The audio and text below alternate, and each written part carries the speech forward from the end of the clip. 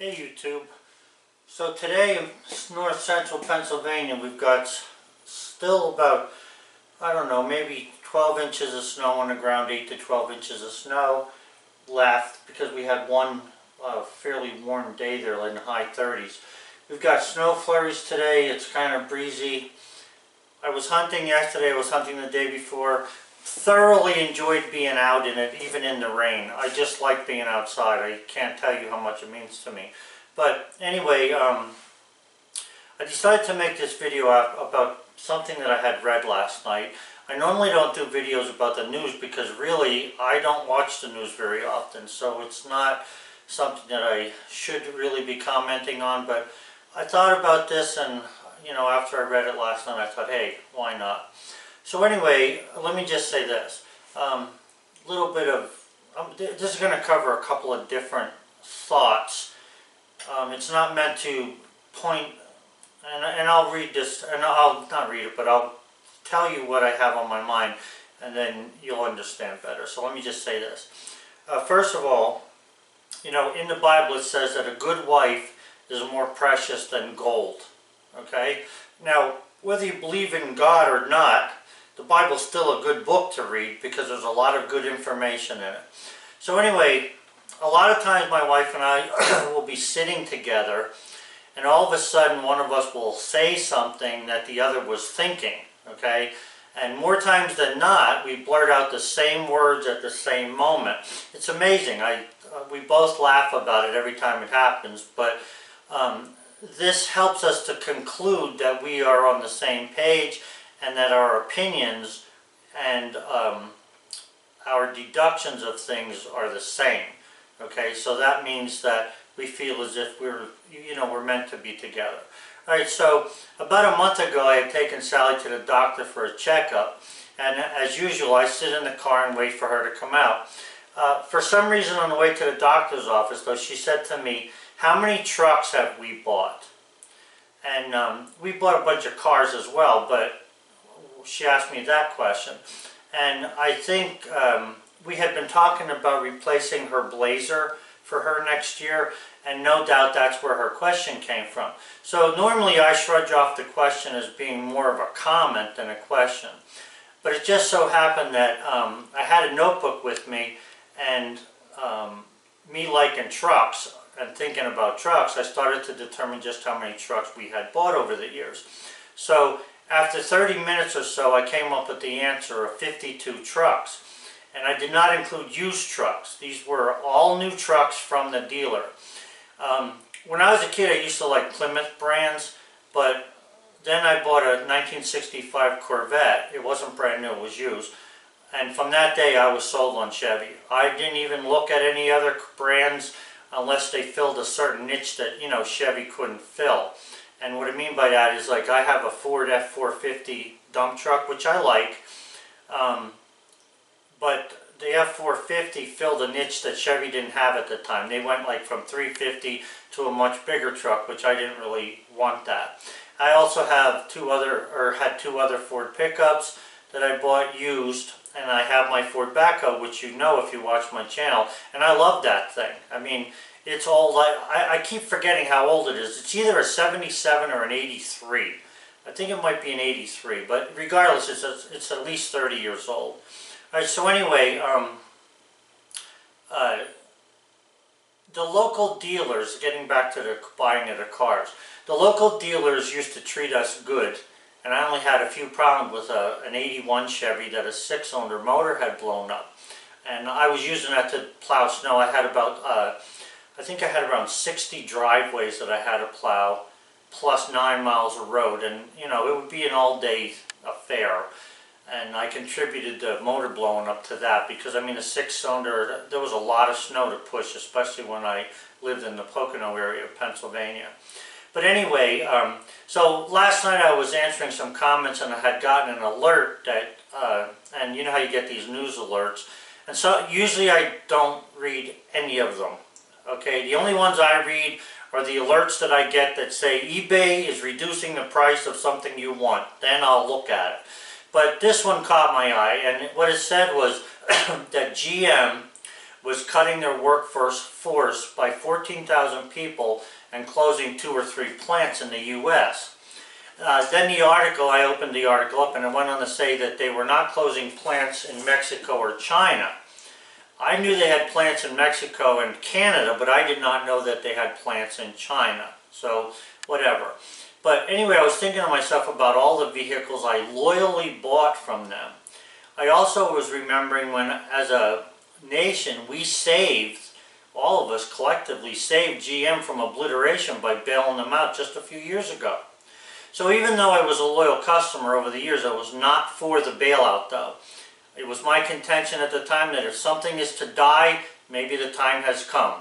So I really didn't like giving GM a bailout. Besides, nobody ever bailed me out of anything.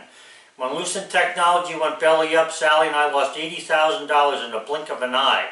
But we worked our way through it and, you know, we fixed that fiasco. So anyway, since GM started in this country and owes its existence to this country, I would have assumed that the plants in this country are the ones that they would protect the most. Now, I cannot say what all is going on with them at this point, especially since opinions instead of facts are dispensed by the news.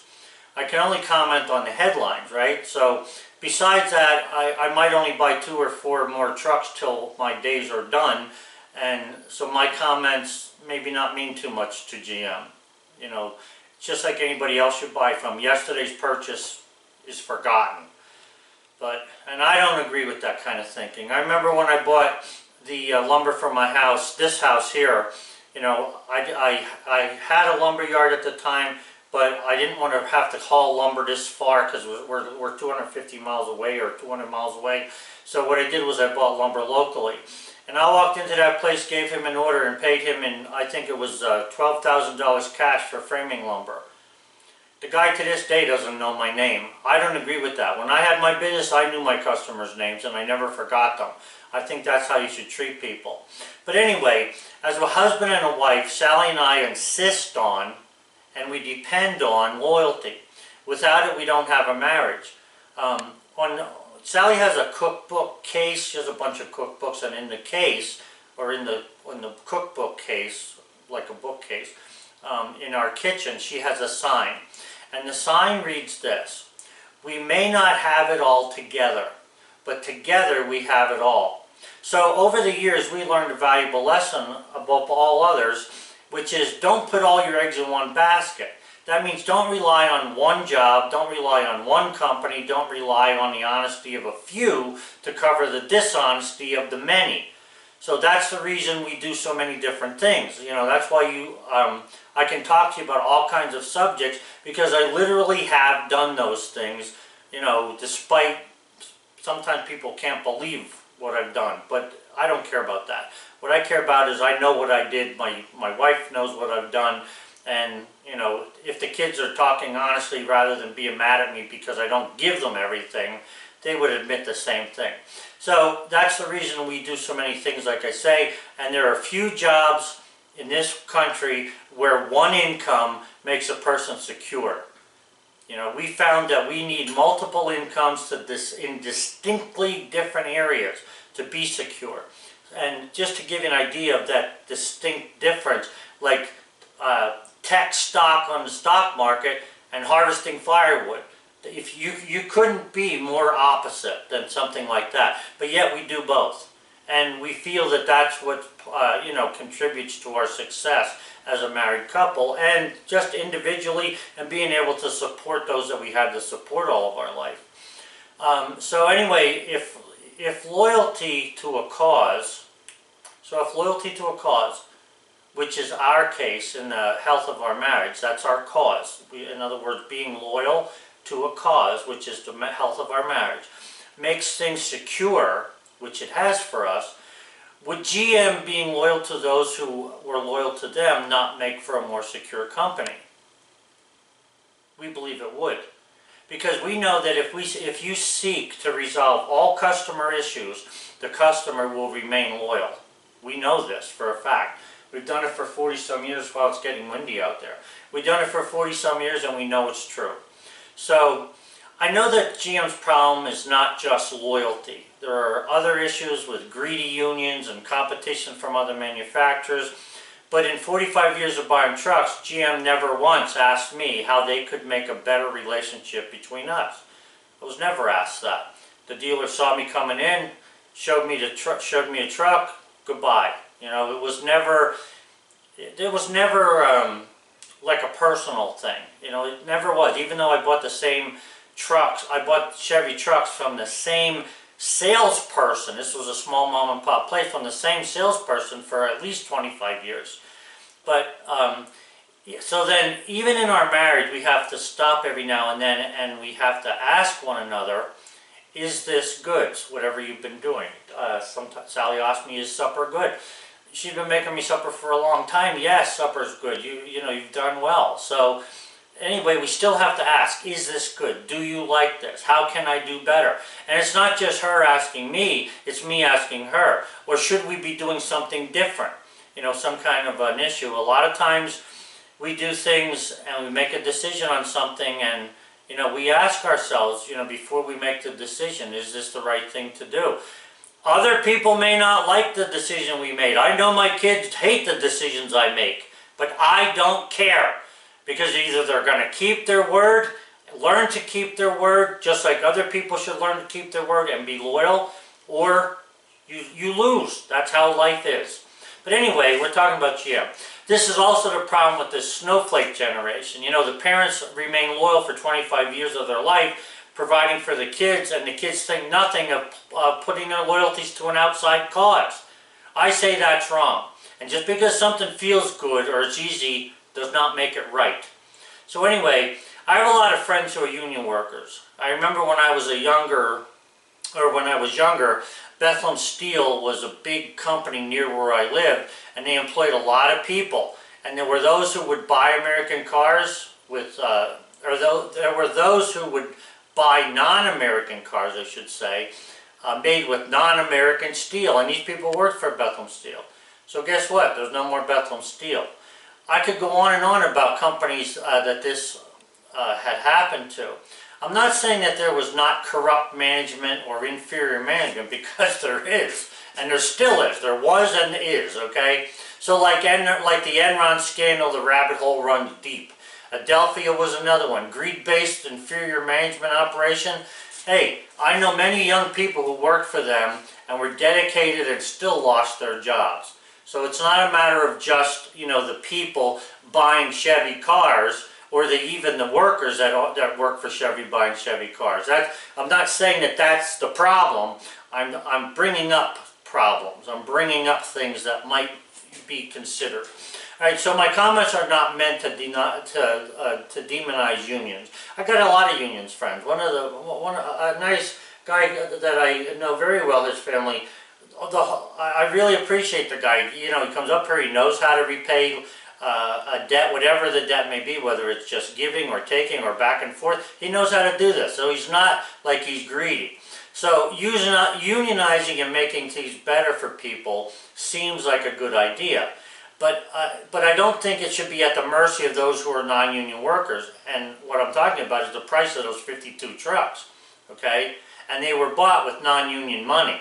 Now, I can't say that every house I ever built, the guy never worked for a union, so maybe there was some union money there, but most of it was not, okay? It was not unionized money. It was money that people saved, sold a house, needed another house built or whatever. But so anyway, and I'm not, like I say, I'm not saying that unions are not a good thing, because I think in certain circumstances they are. But anyway, one of my relatives worked for a railroad. And you know, as a kid, and I don't know the whole story, but as a kid I can remember him having 16 weeks vacation. That's outrageous. That is outrageous, no matter how long you work for a company.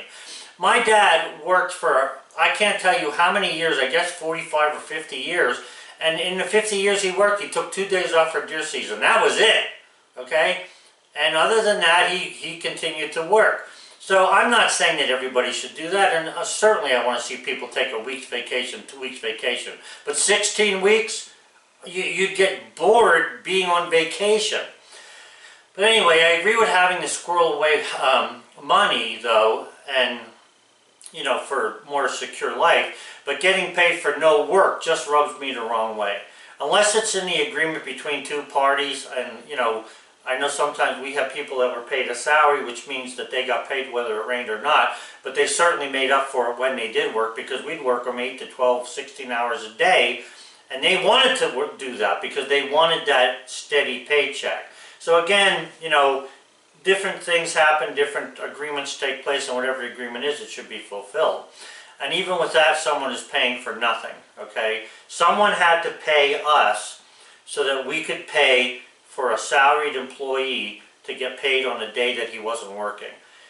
You can't have a whole bunch of people doing this, okay? We're talking about maybe 3 people out of 3,000 people, or 4 people, not thousands of thousands getting this and not being able to, you know, and you keep raising the price of your product to the point where the people that you need to buy it can't even afford to buy them anymore.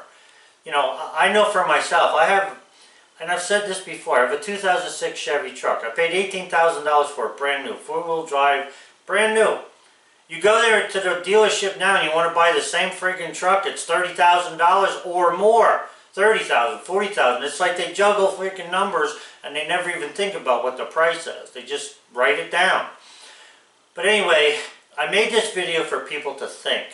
I'm not intending to point a finger at any one group, but I'm pointing the finger at all the groups. We feel that building affordable houses, Sally and I, building affordable houses and buying American products in which we used to build those houses, we fulfilled our obligation to this country. That's how we feel. So I have no remorse. And while I'm at it, I may as well add this. There's not one Mexican or Honduran out there that we or I owe anything to. That does not mean I would not give to help someone in need. In need. In need does not mean you have the means to travel 10,000 freaking miles in 1 month. Okay? They travel more in 1 month, and you can ask my union buddy. I go hardly nowhere. Those people travel 10,000 miles or whatever the heck it was in a month. Come on, give me a freaking break. They got to have some means. But anyway, I'm not saying that I don't want to help people. I do. But I'm not going to help greedy politicians no matter who they are. I don't care who they are. I don't care what party they're from, and the greed runs deep as well. So I don't even help greedy relatives. Sometimes they think my skills are for free. That's nonsense. My skills are not for free, and if they are, it's me who makes the decision whether they're free or not some outsider or even one of the kids. They don't make that decision for me. I make it. I do not expect this country to go back to the 1960s, okay? But thinking things fall from the sky and are deserved to be had is not what built this country. But I'll tell you what, that type of thinking will tear it apart. Live within your means, pay your bills faithfully, save what you can for a rainy day, stop wanting what your neighbor has, and make your own life, and then live your life loyally and bountifully. That's all you need to do. Have a good one, guys. And I hope that GM does not close these plants for the people that are working in them. But if they do, so be it.